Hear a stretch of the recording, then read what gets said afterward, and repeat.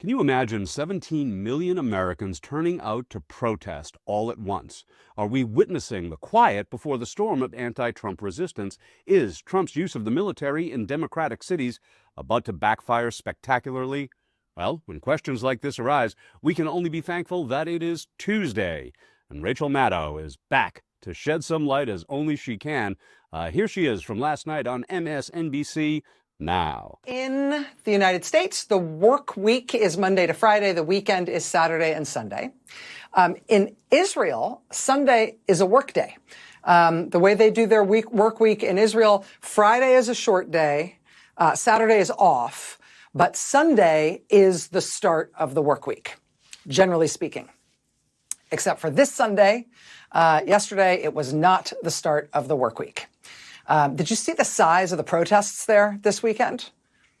The families of hostages still being held in Gaza called on Israelis all over the country to protest yesterday on Sunday. Again, that's the start of the work week.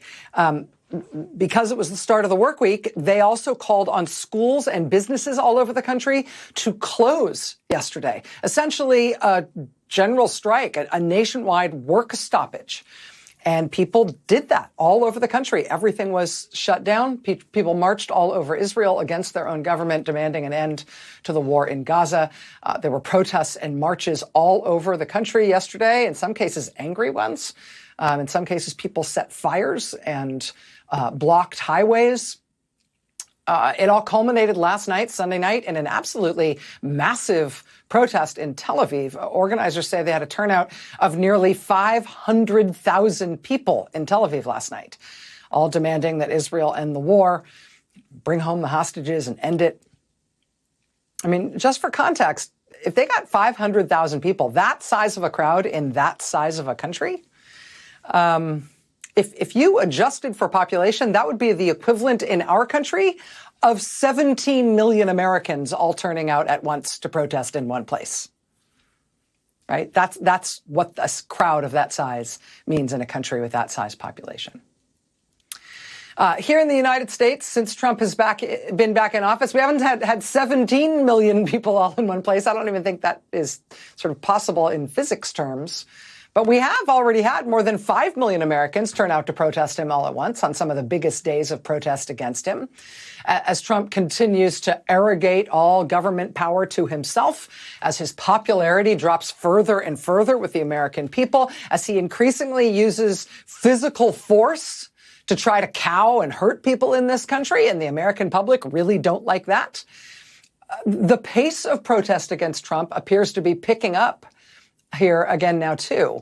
USA Today reports today that this summer, the number of protests against Trump hit an all-time high, higher than anything he saw at any point in his first term, higher than anything since actually the huge outbreaks of thousands of protests we had in the summer of 2020 over the police killing of George Floyd. A professor at Binghamton University who studies protests and mass mobilization says that what we've seen against Trump thus far may just be the beginning, in part because of Trump's decision to send soldiers into U.S. cities.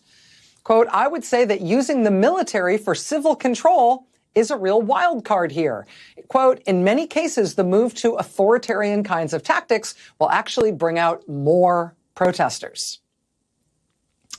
Yes, I can see how that might work. And as of right now, Washington, D.C.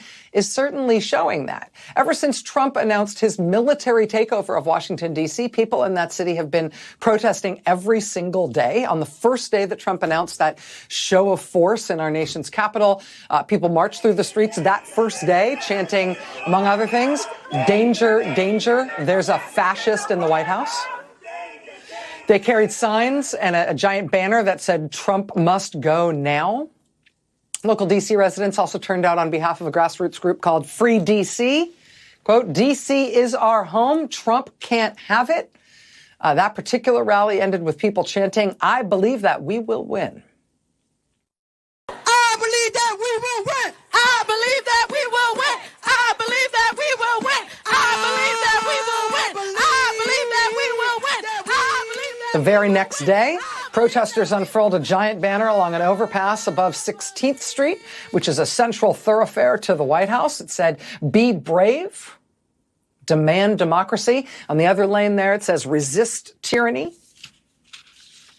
By the middle of last week, bystanders were turning out at all these militarized checkpoints that Trump has set up around the city, crowds chanting, "Get off our streets" and "Take off your mask." By the following morning, there were more protesters outside the White House carrying signs like, "The criminals are in the White House, not the streets of D.C."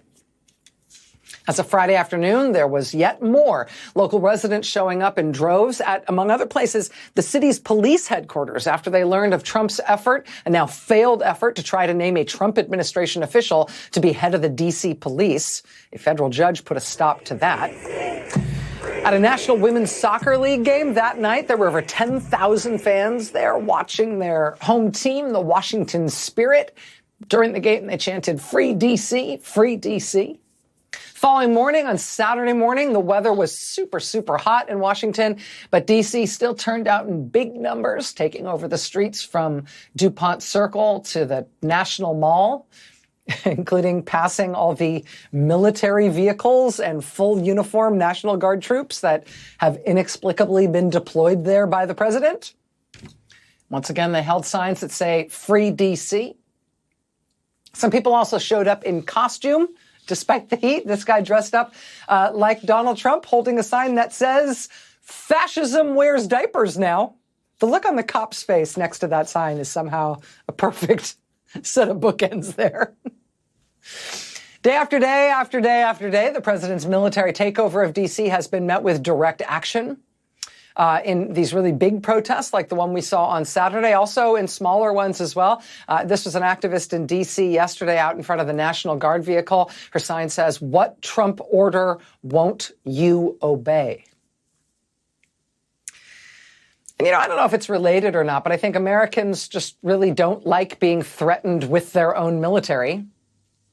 And maybe that's the reason why two of the other U.S. cities that had really big protests against Trump this weekend were two other U.S. cities where Trump has threatened that he's going to send the troops next after D.C. The city of Chicago, for example, had a really big protest against Trump this weekend after Trump threatened to send the U.S. military into Chicago after he gets through D.C. Same goes for the city of Oakland, California, which Trump also threatened. People in Oakland turned out in big numbers to protest against Trump this weekend. But there were anti-Trump protests. There were fight the Trump takeover protests this weekend all over.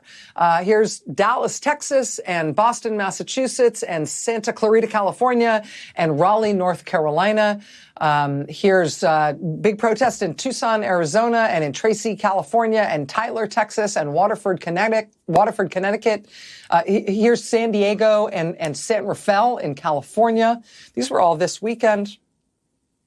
This was back in Washington, D.C. today, as Ukraine's President Volodymyr Zelensky arrived at the White House to try to clean up the absolute mess President Trump made in Alaska on Friday when he met with Vladimir Putin and literally applauded for him while he bounced up and down like a child.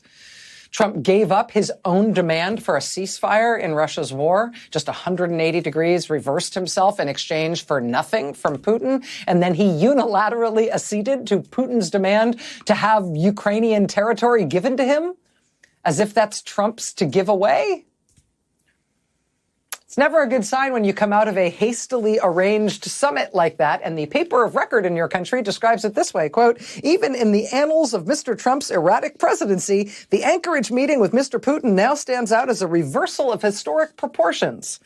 Quote, critics compared it to the 1938 conference in Munich, when British Prime Minister Neville Chamberlain surrendered part of Czechoslovakia to Germany's Adolf Hitler as part of a policy of appeasement.